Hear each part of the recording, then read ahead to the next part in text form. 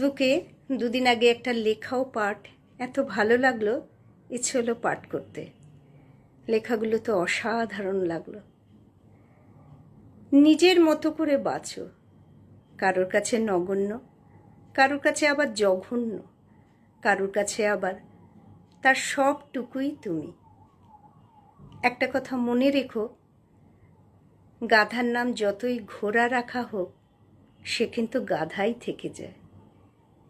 কারোর জাজমেন্টে তোমার এতটুকু মূল্য কমবে না। আসলে আগুনের ব্যাপারে তো আর সোনা চিনবে না। তুমি ন্যাকা, তুমি বোকা, তুমি রাগী, তুমি অহংকারী, আসলে এর কোনোটাই তুমি নও। তুমি তাদের কাছে সেই রকমই, ঠিক যেমনটা তারা ডিজার্ভ করে।